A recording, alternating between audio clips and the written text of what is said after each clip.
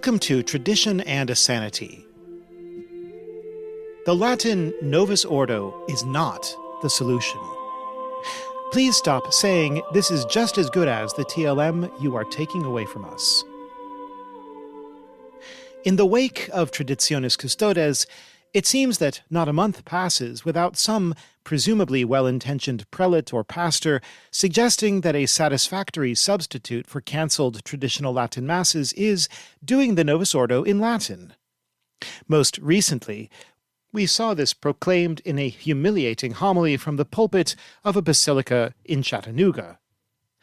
Well-meant or not, this idea is an absolute non-starter for several reasons. The rites themselves are profoundly different.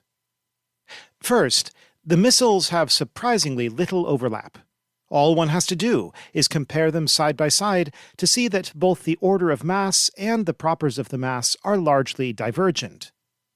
The classic article here is Matthew Hazel's, demonstrating that only 13% of the orations of the Old Missal are found intact in the new one, and not 17%, the already low figure at which Father Anthony Cicada had arrived, but which turns out on closer inspection to be too generous.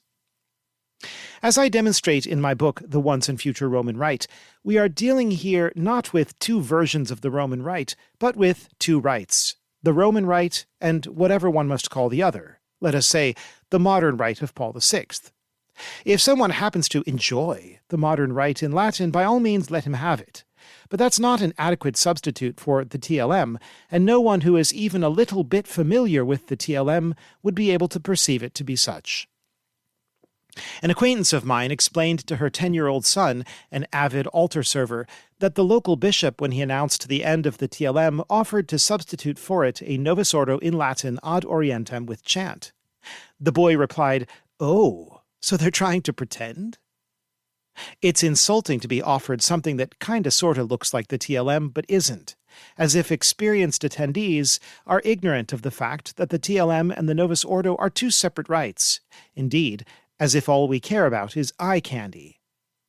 A virtuous man looks for a wife who is beautiful on the inside as well as on the outside, with the former, the internal character, valued most of all.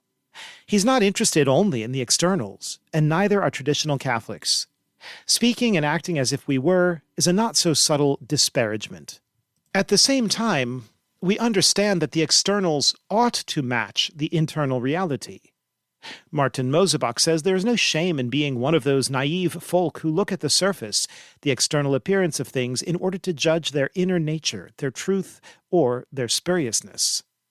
And we object to any rite that disconnects them, leaving their relationship to free choice, as if we ought to be reliant on the chance intersection of local politics and subjective good taste. I will return shortly to the question of aestheticism. The new rite's architects wanted only vernacular. Second, the new liturgy was never designed by its architects and implementers to be said in Latin. Pope Paul VI bade adieu to Latin, and Gregorian chant along with it, in his infamous general audiences of March 1965 and November 1969, as I discuss in the aforementioned book, The Once and Future Roman Rite.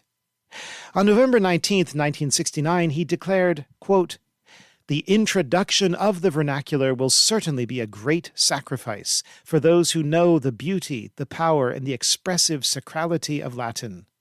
We are parting with the speech of the Christian centuries. We are becoming like profane intruders in the literary preserve of sacred utterance.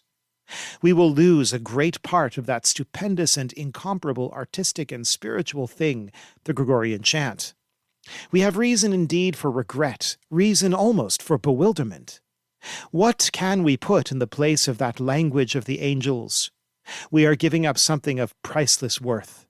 But why? What is more precious than these loftiest of our Church's values? The answer will seem banal, prosaic. Yet it is a good answer, because it is human, because it is apostolic. Understanding of prayer is worth more than the silken garments in which it is royally dressed. Participation by the people is worth more, particularly participation by modern people, so fond of plain language, which is easily understood and converted into everyday speech." Unquote.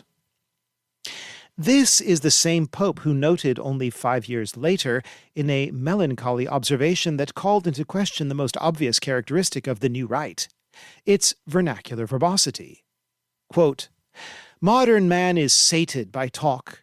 He is obviously tired of listening, and, what is worse, impervious to words." Unquote.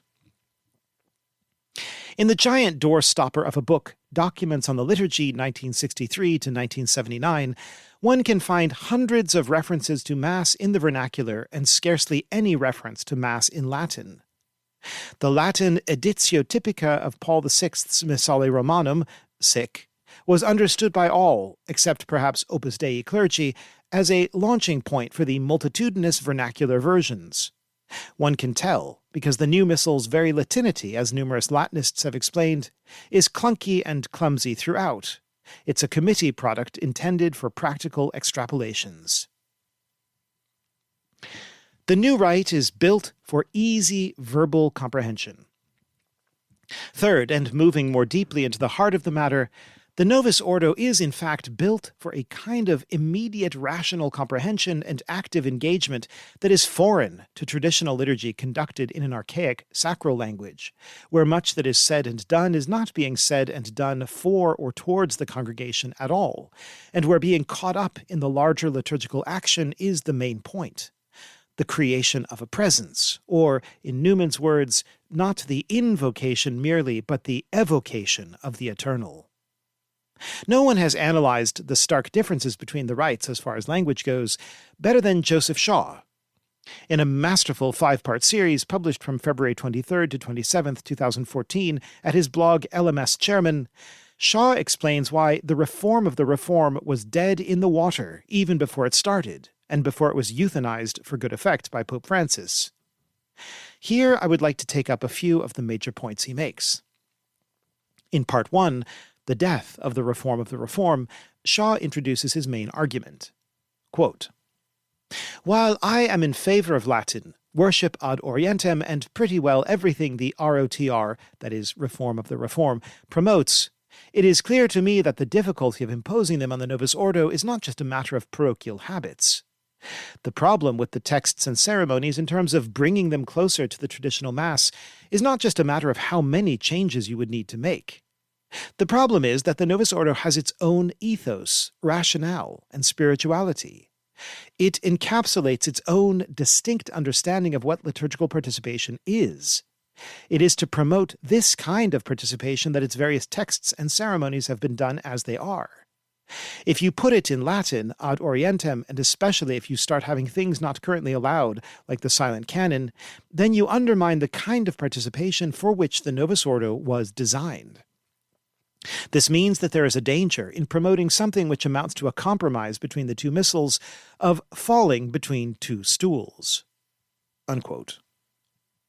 In Part 2, The Liturgical Movement, Shaw notes that the movers and shakers of the liturgical movement were frustrated that the people before the council were not more into the liturgy, according to presumably enlightened notions of what such into-ness should look like. The poor folks did not understand its content as well as the experts themselves did, being fluent in Latin as they were and having lots of time to study, and so forth. Having grown impatient with educational approaches, they tried a blunter method. Quote, "Some liturgists made a final effort to get the wonderful texts of the ancient liturgical tradition across to the faithful. They experimented with having Mass facing the people so everyone could see what was going on. Then they realized that, if you want people to understand the texts, you really are a lot better off having the texts read aloud and in the vernacular. It stands to reason. But things were moving on. Even aloud and in English, the texts were too long, too complicated. In fact, putting them into the vernacular simply served to emphasize that these texts were unsuitable for repetitive use in the congregation's mother tongue. Furthermore, the order in which things happened was confusing and, apparently, illogical. And then there were other theological fashions which disliked the emphasis on sin, penance, and the saints. It all had to go. What we got instead was a missal which the faithful could follow word by word without the need, after a while, of hand missals. The prayers were simple, the ceremonies short and cut down to the bone, and, apparently, logical. It was in the vernacular. It faced the people. The translation used words of one syllable wherever possible. It all fitted together. Unquote. When the ROTR folks look at the result of this process, they sense, quite rightly, that there's a great lack. Quote, something is missing from the Mass. The sacrality has gone. So they want to put some sacrality back. They see the things which seem most associated with it in the traditional Mass, and they want to put them back. So they propose and actually practice the use of Latin, celebration ad orientem, Gregorian chant, and so on. These are all good things. But when the Reformers said that they had to be sacrificed for the sake of comprehensibility, they weren't entirely wrong. Thinking about word-by-word understanding, verbal communication, it is perfectly true that, unless you are a superhuman Latinist, it is harder to follow the canon in Latin than it is in English. Unless you are a lip reader, it is harder still if it is silent. Unless you have X-ray eyes, it is harder still if the priest has his back to you. Pope Paul VI famously said, using a phrase of Jungmann's, that Latin was a curtain which obscured the liturgy. It had to be drawn back. Yes, if you have a very narrow understanding of participation. But that is the understanding of participation upon which the entire reform was based. Unquote. In Part 3, Falling Between Two Stools, Shaw makes explicit the assumptions of the Reformers and why they are mistaken. Quote, I described the historical process by which we ended up with a liturgy from which drama, gesture, mystery, awe, and beauty have been systematically removed. There is still some left, but less than before. The point is that their removal was not accidental, but deliberate and systematic. There was a principle at work. Namely, Mass should be readily comprehensible. Drama, poetry, anything which is hidden from sight or in a foreign language, these are inevitably harder to understand, and who can argue with the principle? What the Reformers took for granted was the presupposition that we are talking about verbal communication. So let's get this assumption out in the open. Mass should be readily comprehensible at the level of verbal communication. Suddenly, it looks less obvious. Might it be possible that what is more readily comprehensible at the verbal level is actually less readily comprehensible, or to use another term favored by liturgists, meaningful, taking verbal and nonverbal forms of communication together? Listen to what Father Aidan Nichols observed in his book Looking at the Liturgy. Quote, to the sociologist, it is by no means self-evident that brief, clear rites have greater transformative potential than complex, abundant, lavish, rich, long rites furnished with elaborate ceremonial. Unquote. Shaw continues. When you put it like that, it is clear enough. It is perfectly possible that the effort to make Mass more meaningful at a verbal level has had such a deleterious effect on its non-verbal aspect that we've ended up with something which is less meaningful, all things considered. Unquote. Shaw then explains what happens when you try to mix and match. Quote, the Novus Ordo is geared towards verbal comprehension. It may be lacking in other things, certainly the reform of the Reform people tell us so, but in terms of understanding the liturgical texts, it must be said it is pretty successful. They are read nice and clearly, usually amplified, in one's mother tongue, at least for those of us who have a major language as a mother tongue and live where it is an official language. The vocabulary, at least until the new translation of 2011, is not challenging. Yes, we get the message at the intellectual word-by-word level. To say the Vetus Ordo operates at another level is to state the obvious. You can't even hear the most important bits. They are said silently. If you could hear them, they'd be in Latin. And yet, somehow it has its supporters. It communicates something not in spite of these barriers to verbal communication, but by means of the very things which are clearly barriers to verbal communication. The silence and the Latin are indeed among the most effective means the Vetus Ordo employs to communicate what it communicates, the mysterium tremendum, the amazing reality of God made present in the liturgy. If you take the Novus Ordo and make it verbally incomprehensible, or take the Vetus Ordo and take away the Latin and the silence, you are not creating the ideal liturgy. You are in grave danger of creating something that is neither fish nor fowl, that doesn't work at either level." Unquote.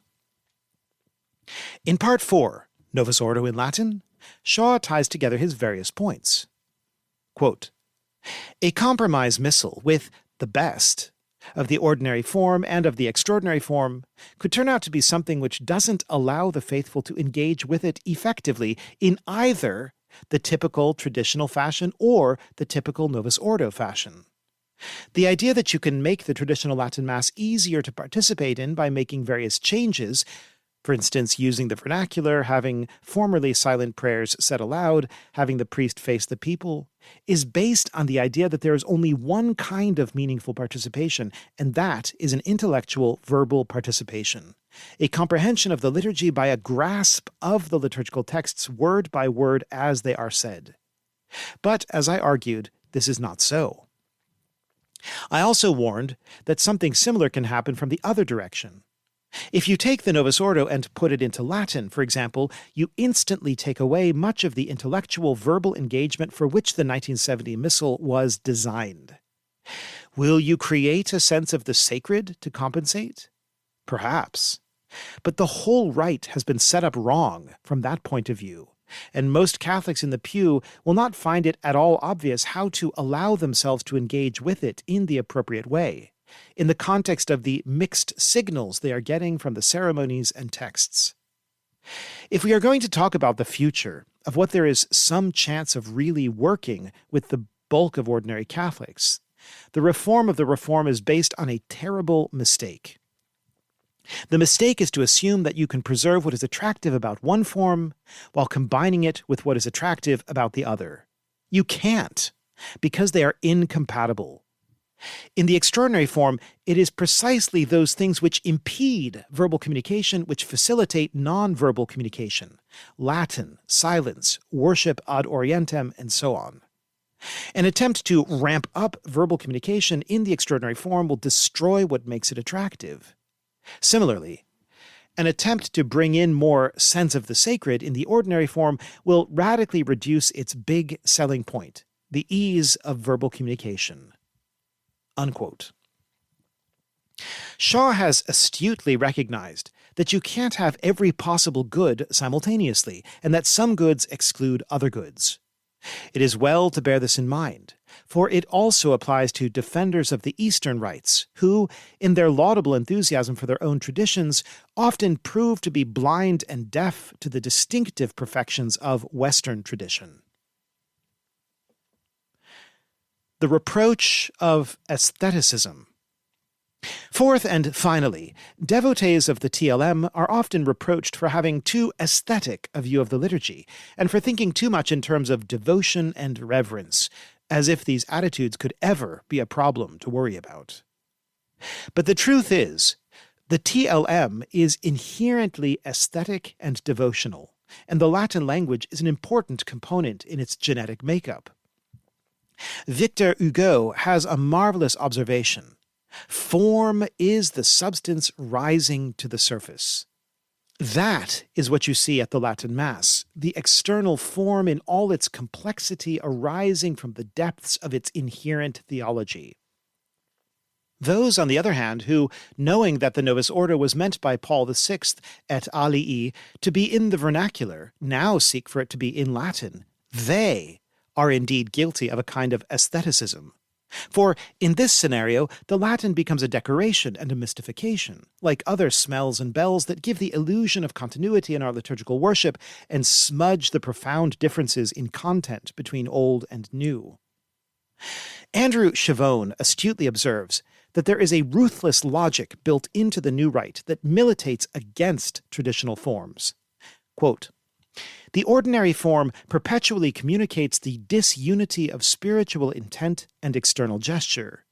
The plethora of options for both laity and priests in the liturgy contributes to the sense that physical gestures and symbols are merely sentimental adornments to real internal worship. While one could celebrate it quite reverently with the proper chants, reciting the Roman canon, and in Latin, the very fact that all these forms are optional suggests that they are unnecessary aesthetic accoutrements for elitist retrogrades rather than integral parts of a whole." Unquote. It's that dragon of optionitis rearing its ugly head once more. The TLM basically has to be in Latin. The language is bone of its bone, flesh of its flesh. It is written on its birth certificate and its passport. Yes, I know. The Iroquois ended up getting some of the old liturgy in their own language, and there's a glagolitic mass, and the High Church Anglicans did up a Cranmerized Roman Missal, etc. But 99.9% of the time, the old Roman liturgy was offered in Latin. And the same thing is true today in thousands of mass locations across 100 countries. In the Novus Ordo, however, even the language used is an option, like so much else. As a result, somebody has to choose to do the new Mass in Latin. This choice, like other choices, instantly creates polarization in a way that something inevitable, something simply given, does not do. Further, whenever anything traditional but optional in the Novus Ordo is done, it thereby becomes a personal accomplishment posited by the pastoral discretion, intellectual conviction, and good taste of the celebrant, and thus reflective of his personality, or ars celebrandi. That is my own primary critique of the Reverent Novus Ordo and the ROTR, as discussed in my article, Why the Reform of the Reform is Doomed. In fact, there is a still deeper level to consider. The traditional Roman liturgy is based upon the pontifical liturgy in its solemn form. Every other version, solemn high mass, high or sung mass, and low mass, is a pragmatic reduction for pastoral exigencies. It's as if, in theory, you'd always want to have a pontifical mass, since the bishop is Christ par excellence, as the church fathers insistently say, and the primordial mass is the whole church gathered around its bishop. But since that's impossible, you take the next achievable level. This paradigm was rejected by the liturgical reform, which took the individual priest's liturgy as the fundamental form and made anything else a matter of adding things on to the parish mass template. That is a major reversal of organic liturgical development. It explains why, whenever a priest does the liturgy in keeping with our Roman tradition, he is thought to be an aesthete, since all those additions are, in the Bugnini perspective, unnecessary additions. The reformers, at least to this extent, were trapped within the low mass culture and the excessive prioritization of validity to the neglect of authenticity and fittingness. In short, the Latin Novus Ordo is not a solution for our woes. It is an awkward misfit that will confuse some, disappoint others, and inspire no one. The one and only solution in both the short term and the long term is a principled, inflexible adherence to the great Latin liturgical tradition, which no one on earth has the authority to outlaw, and which it would be spiritual suicide to surrender. Thank you for listening, and may God bless you.